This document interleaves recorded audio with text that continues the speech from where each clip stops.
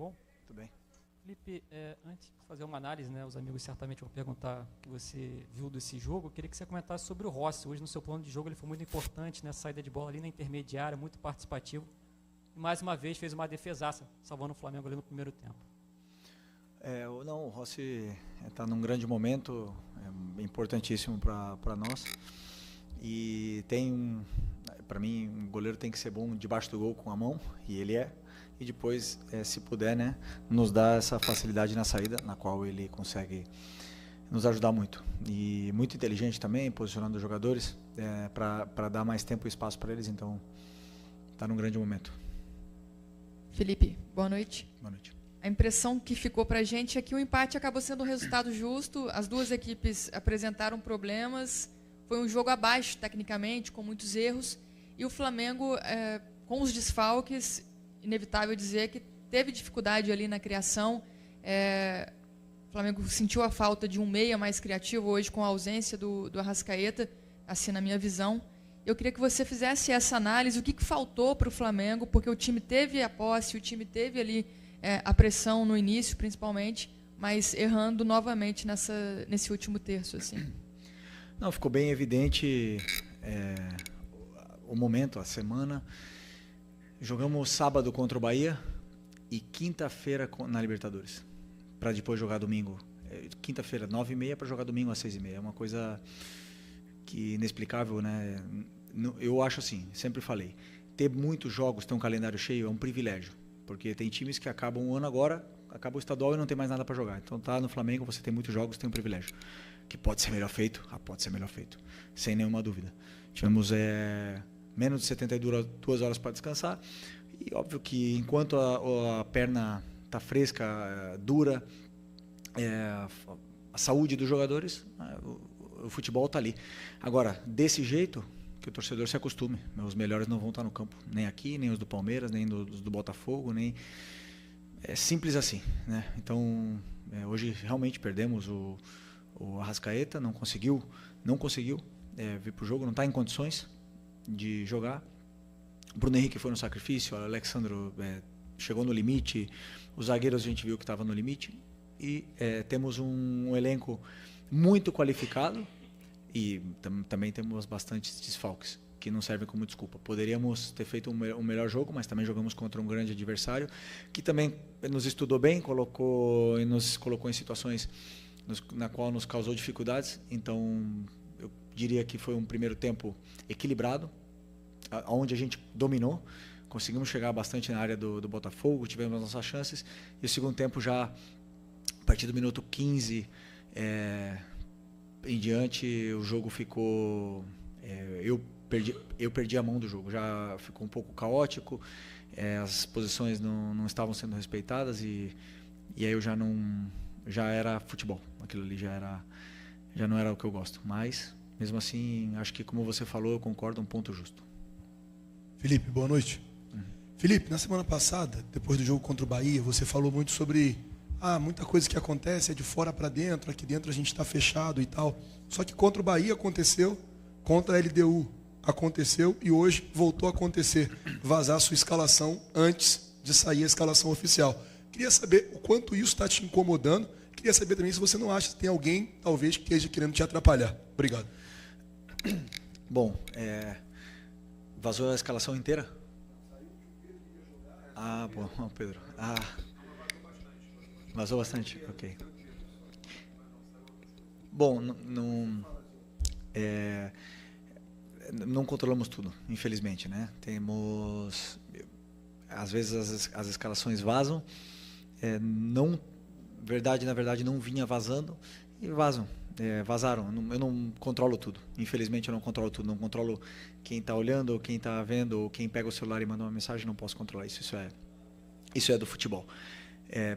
Me prejudica, claro que me prejudica, é ruim pra gente que vaze a escalação, mas quem faz está indo contra o Flamengo, quem vaza. Então, que ele durma, que é essa pessoa que vaza. Muitas das vezes a gente tem alguma informação, mas que essa pessoa coloca a cabeça no travesseiro depois e não vai conseguir dormir, pelo menos eu acho. Felipe, Raíza Simplício da Gol Brasil e da revista Placar. Você falou essa questão toda do calendário e isso é um fato, né? O Arrascaeta é um jogador, por exemplo, que a gente sabe que não vai conseguir jogar no máximo físico como ele vinha apresentando a temporada inteira. E muito se fala também, o Flamengo tem que buscar um substituto para o Arrascaeta. E a gente sabe da qualidade dele, sabe que é difícil achar um jogador com a qualidade dele. Mas a gente tem visto muito o Flamengo falar de contratações de pontas, tem a possibilidade do Jorginho também, que deve chegar.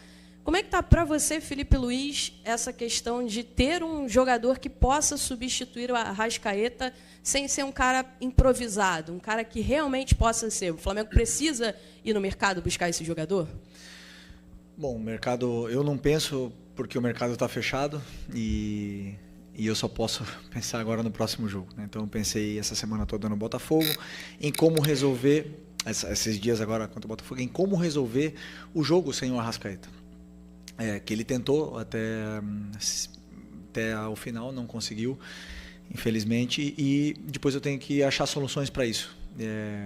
Mas com certeza estamos no mercado olhando qualquer tipo de opção para meia, para volantes, para pontas, para atacantes, para zagueiros, para todas as posições que a gente pode melhorar o elenco, aumentar a qualidade, não o número de jogadores, senão a qualidade do elenco. O Flamengo tem que sempre estar atento ao mercado. Vai abrir agora em junho e com certeza temos nomes para poder reforçar o elenco que é natural. Essa reposição, essa troca de peças para sempre levar a qualidade desse elenco que já é muito alta. Felipe aqui, Fernanda Pisotti da Rádio Band News FM. A gente está vendo um Flamengo com muita intensidade no primeiro tempo. Começa o jogo acelerado a 220, pressionando, com posse de bola, chegando à área do adversário, mas não consegue transformar toda essa superioridade, principalmente no primeiro tempo, em gols. E no segundo tempo tem uma queda de intensidade, de rendimento, enfim. O que está faltando para o Flamengo converter os gols ainda na primeira etapa, quando ele começa realmente ali a 220 ali? E o próximo confronto é contra o Palmeiras, né? Um confronto direto.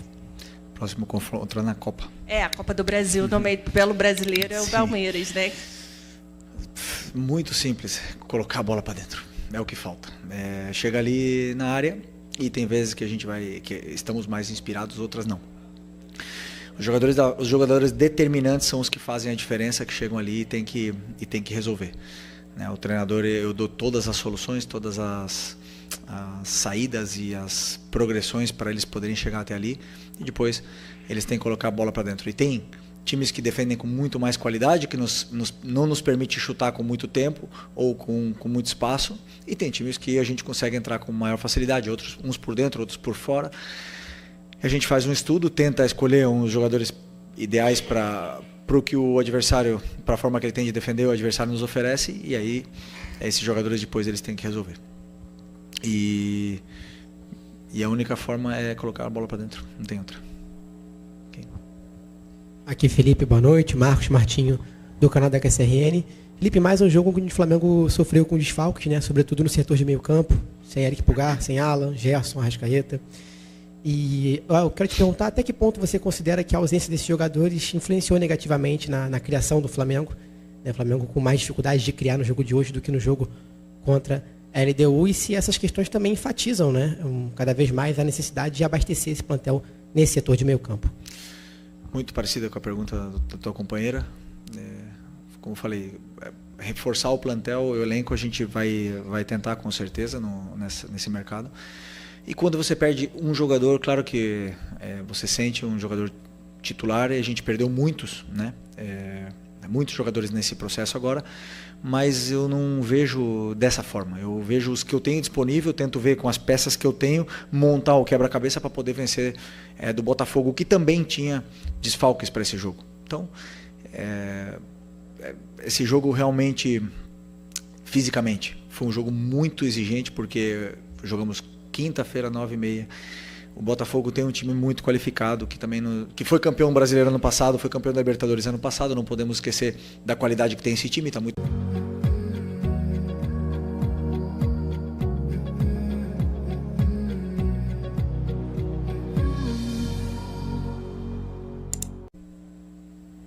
Felipe, boa noite. Boa noite. Mauro Santana, do canal Mauro Santana. Além dos desfalques que você citou, alguns jogadores caíram sensivelmente de produção. Você está um deles, que inclusive foi muito importante para o Flamengo, terminou muito bem a temporada passada, começou muito bem essa temporada, que foi o Wesley. Chegou até a ser noticiado que o jogador voltou da seleção brasileira com bastante desgaste, mas a verdade é que ele não está conseguindo entregar aquilo que a gente sabe que ele pode entregar. Já existe algum diagnóstico a respeito disso? Por que dessa queda? E de que maneira tentar recuperar esse jogador que já foi tão importante para o Flamengo? Todo jogador oscila durante um ano. Não existe nenhum jogador que vai jogar sempre bem. Não existe. Sempre e mais aqui, com 80 jogos, sem tempo de descanso, com uma pressão absurda, todos eles vão oscilar. E o Wesley tem 21 anos, né? Então é normal ele passar por esses períodos de oscilação, mas é um menino que gosta de treinar, que gosta de escutar. Viveu um ano muito intenso ano passado, esse ano foi convocado para a seleção, então imagina como é que não deve estar um turbilhão na cabeça dele, tudo acontecendo, com o mercado europeu especulando o nome dele, e a gente tenta blindar o máximo possível para que ele possa performar. Hoje eu já gostei muito mais do jogo dele, já achei que ele fez um bom primeiro tempo, e depois, como toda a equipe baixou, o jogador ele baixa junto, né? Se o nosso time está errando tecnicamente, se baixa um pouco a qualidade, todos eles baixam o nível. Então, junto com a equipe ele acabou baixando, mas hoje eu já gostei mais do Wesley, e com o tempo ele vai retomar as grandes atuações que ele estava tendo. Felipe, boa noite. Boa noite. Aqui. A gente teve hoje o Lohan novamente relacionado. A gente teve uma partida, mesmo com esse empate 0-0, eu considero que teve uma partida boa, o Everton Araújo. E eu queria te perguntar sobre esses jogadores, né? O Lohan, que está voltando, o Matheus Gonçalves, que teve a oportunidade hoje, mas já era um momento que o time já estava muito desgastado, a gente percebe, você falou sobre a questão de jogar quinta-feira, jogar domingo, o jogador já entra nesse momento do jogo, já com a equipe muito desgastada. Mas eu queria que você avaliasse a entrada desses garotos, desses jogadores que são aí da base, que vêm da base. Não, o Everton é sempre muito confiável, sempre faz jogos sólidos, né? E ele domina muito o meio-campo, que é a fase defensiva, os apoios que ele tem sempre para solucionar o companheiro pressionado, e ele tem muitos detalhes que eu gosto no volante, por isso que eu me sinto tão seguro quando eu coloco ele no campo. E o Lohan vem evoluindo, está jogando no Sub-20, vem jogando melhor, vem treinando muito bem, pelo que o Nuno, o treinador do Sub-20, me falou. Está treinando com muita intensidade, com força, está correndo, está querendo aprender, e não é coincidência que ele vem evoluindo no Sub-20, e hoje com os desfalques decidi chamá-lo, né? Mas infelizmente, como ele jogou quarta-feira, eu acho, ele não conseguiu treinar comigo. Nenhum treino essa semana, então não me senti confortável em colocar, porque ele não tem as dinâmicas de treinamento comigo. E o Matheus é um jogador que tem um talento, vocês sabem disso, tem um talento muito grande, uma qualidade muito grande, e eu imaginava que ele fosse dar essa qualidade que nos faltava, esse toque de qualidade no meio campo que nos faltava. Mas é um jogador que durante muito tempo, assim, ele perde a posição, ele é muito anárquico dentro do meio-campo. Então, por mais que ele tenha muita qualidade, muitas vezes ele mesmo se aperta nas situações, mas é um jogador que tem qualidade e tem muito para evoluir. Boa noite, Felipe. Rodrigo Cerqueira, Grupo Globo. Ainda um pouquinho em cima do Lohan, que ele voltou a ser relacionado depois de alguns meses. Ele tinha muita expectativa quando subiu ano passado com o Tite, fez um início de carreira no profissional muito bom. Depois acabou perdendo espaço e tal. Como é que você pensa o Lohan assim, no time? Qual função que você acha que ele poderia desempenhar? A partir do momento que ele tem essas dinâmicas com você de treino, tenha mais tempo trabalhando com o elenco. Até porque é um jogador que a torcida sempre fala muito, né? Sempre esperou muito dele. Ele passou esse período um pouco afastado, mas voltando agora a ser relacionado. Eu queria saber como é que você pensa ele para esse teu trabalho no Flamengo. Eu vejo ele na posição que jogou o Luiz Araújo hoje. Para mim é a melhor posição dele, na meia. Também pode jogar aberto, não vejo ele tão determinante jogando aberto, mas pode. E essas são as posições que eu, claro que pode jogar em outras, né? Mas assim que eu vejo que ele pode performar mais. Depende dele. Para mim, os jogadores eles têm que falar no campo. Não adianta ter nome, não adianta o salário, não adianta a idade, não adianta nada. Para mim é campo. Se ele estiver bem e arrebentando no sub-20, eu quero colocar ele. E se ele estiver mal, ele não vai jogar. E isso, o Arrascaeta já ficou no banco comigo esse ano, o Pedro já ficou no banco, o Bruno Henrique já ficou no banco. Para mim não tem nome, não tem nada. Quem tiver melhor e o campo estiver falando, vai ter mais oportunidades. Isso começa no treino. Boa noite, Felipe, tudo bem? Júlio Miguel Neto, da Rubro News TV. Felipe, uma oratória que você, inclusive em outras coletivas, você deu pra gente, que o Dela Cruz não é um meia, ou então você não vê o Dela Cruz como um meia. Hoje você disse que até depois dos 15 minutos ele deu um pouco de mão do jogo, o jogo realmente ficou meio confuso. O Dela Cruz, na sua visão, ele não consegue ser esse jogador, um meia, claro, respeitando a característica, é diferente do Arrascaeta, que é um meia mais cerebral. Mas o Dela Cruz não consegue em alguns momentos, ou então em alguma sequência, enfim, algum momento de partida ou jogo, ser um meia. Porque quando ele veio contratado para o Flamengo, ele veio como um meia. Claro, respeitando o seu trabalho, sua opinião. Não, sim. Mas ele veio contratado como um meia, anunciado como um meia. Na seleção do Uruguai, ele atua como um meia, respeitando o colega também, Marcelo Bielsa. E num jogo hoje com tantos desfalques, você mesmo disse que, na sua opinião, o seu Flamengo tem 3 meias, Arrasca, Plata e Gerson, e que fazem os jogos por dentro, Gonçalves e Luiz Araújo. O Dela Cruz não seria, em algum momento, um jogador que talvez fosse suprir essa ausência de um jogador um pouco mais ofensivo, com um pouco mais recurso ofensivo? Queria saber a sua opinião, se realmente, de fato, o Dela Cruz não é esse cara, na sua opinião. E também, se você puder atualizar a gente, se souber também, a situação do atleta após a lesão de hoje. Obrigado, boa noite. Obrigado. Se eu coloco o Nico hoje de meia, eu jogo sem volantes, porque eu só tenho o Nico e o Everton. O Gerson estava suspenso, o Eric e o Alan estão machucados, não tinha volantes. Mas, respondendo a tua pergunta, primeiro, aonde o jogador gosta de jogar? Essa para mim é onde ele se sente mais à vontade, onde ele se sente mais cômodo. Perguntem para ele, volante, jogando de frente, construindo. Aonde a gente viu, para mim, pelo menos a melhor versão do Nico, de volante, aonde ele faz o time jogar de volante. Então eu penso sempre, assim, a posição, ele gosta de jogar ali, ele nos deu tanto, nos dá tanta criação de jogo, nos dá tanta saída de pressão por vantagem qualitativa. Para que eu vou improvisar? Né? Para que eu vou improvisar um jogador? Tirar ele do melhor lugar. É como se eu fosse tirar um zagueiro, por exemplo, o Léo Ortiz, que é um dos melhores zagueiros do Brasil, e colocar ele de volante ou de lateral. Então eu estaria tirando o que nossa equipe tem de melhor, que é a fase de estabilidade na equipe, que são os zagueiros, que são os laterais, que são os 2 volantes, para fazer uma coisa que eu não sei se daria certo. Pontualmente, se precisar, com certeza ele vai fazer. Ele vai ter essa qualidade para fazer, ele vai fazer. Eu não vejo ele com o último, por exemplo, a finalização, o gol, o último passe, que é o que o Arrascaeta tem, que é o que os jogadores que jogam nessa posição costumam ter. Agora, que ele pode fazer, não tenho nenhuma dúvida. Boa noite, Felipe Luiz. Prazer falar contigo, Eric Viana, do site fla.mundobola.com. Bom, a minha pergunta, eu sei que você já falou na semana passada sobre o Rodrigo Caio, como é que foi essa contratação dele, mas eu queria entender um pouco mais em detalhes, porque a gente viu já no outro jogo, ele separado, ele não fica no banco, né, ele fica lá em cima, na cabine, e hoje a gente viu isso acontecer de novo. A função dele, ela é de fato como de um auxiliar ou é mais ligada à análise de desempenho, alguma coisa nesse sentido? O que ele fica fazendo lá em cima? Eu gostaria que você pudesse esclarecer um pouco melhor para a gente. Obrigado.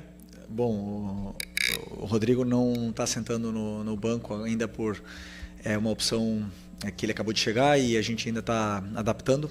E tem o Marcinho, que tem muita experiência, que pode ajudar. Ele faz parte da equipe de análise de bola parada e também é um auxiliar tanto do clube, né, que está aí auxiliando com os treinos, com toda a parte tática, e também junto todos os dias na minha comissão. Então tem as funções que eu passo para ele e principalmente também agora liderando a parte da bola parada junto com outros companheiros. Felipe, aqui Isaac Andrade, Flavoz. Eu queria te fazer uma pergunta apresentando um raciocínio, uma lógica que vem muito mais do nosso bate-papo com os torcedores do que, às vezes, seguindo uma linha de raciocínio de umas perguntas mais técnicas, mais envolvendo a questão do futebol em si. O torcedor, ele vem de um tempo enxergando o que a rotina do futebol brasileiro propõe aos clubes, principalmente o Flamengo. Muitos jogos, e aí ele imaginou, Tem. Para suprir isso, o Flamengo tem que ter um time ou outros times da mesma intensidade. E o Flamengo veio avançando com o elenco, trazendo vários profissionais. E hoje, o torcedor enxerga que o Flamengo tem ali 2, 3 times que batem de frente com qualquer time hoje que joga no Campeonato Brasileiro, por exemplo. E você menciona que a dificuldade que se tem é a questão de fazer as escolhas pelas questões das posições, quando os atletas não estão disponíveis, ou porque eles se machucam por conta desse percurso, ou às vezes as questões não tem como controlar. Na hora que você faz essa escolha, vem a questão da finalização. Hoje teve um jogo muito bom, um jogo que ambos os times não estavam tão bons assim, mas que propuseram um jogo e o Flamengo, ali no último passe, também aquela dificuldade. Essa questão da última dificuldade, a questão da confiança, de fazer acontecer, da bola entrar para dentro, ela vem de uma questão de treinamento que talvez por você não ter tempo, não consiga treinar times específicos para situações, e aí vem só essa questão da escolha, da posição, e o time entra com a escolha dos profissionais nos locais certos, mas sem um treinamento, o que não gera confiança, e a bola não consegue chegar e entrar no gol? Muito bom o raciocínio todo, só não entendi qual é a pergunta. A pergunta é a dificuldade do treinamento. Ah, do treinamento. Ok. Por exemplo, eu vou dar o exemplo que aconteceu. Quinta-feira, jogamos, cheguei em casa de madrugada, tivemos que treinar sexta-feira à tarde, com os jogadores que não jogaram, e aí você já começa a desenhar um pouco o jogo e as correções do último jogo, dependendo do que o modelo de jogo nos guia. Sábado, os jogadores que jogaram podem fazer a primeira parte, que é o quê? O plano de jogo do que vai acontecer no jogo. Então os detalhes eles se perdem. Para mim é isso, os detalhes eles se perdem. Já são os 2 metros do posicionamento de um zagueiro que fica errado. São detalhes. A condução de bola, quando ela tem que acontecer. E essas coisas vão se perdendo, mas principalmente o jogador ele não descansado totalmente para jogar. Muitas vezes o nível de intensidade, de concentração ele cai. E é pequeno, não é muita coisa, porque você vê, por exemplo, o Alexandre com 34, hoje jogou os 90 minutos em altíssimo nível. Mas outros jogadores não acabam a recuperação é muito individual, eles não acabam de recuperar 100%. E isso se nota depois nos detalhes do jogo, né? Então, ideal não eu não reclamo do calendário, porque como eu falei para vocês, para mim é um privilégio você ter muitos jogos. E eles jogar tantos jogos, só que realmente quando tem uma sequência tão grande e poucos dias, para mim 3 dias, menos de 72 horas, não dá. Quando são 4 dias, pode ter certeza que já dá para preparar muito melhor e dá para corrigir muitas coisas. Mas é o que temos, todos os treinadores, todas as equipes do Brasil, estamos todos no mesmo barco e só se unindo todos para tentar melhorar. Obrigado. Tchau, pessoal. Boa noite.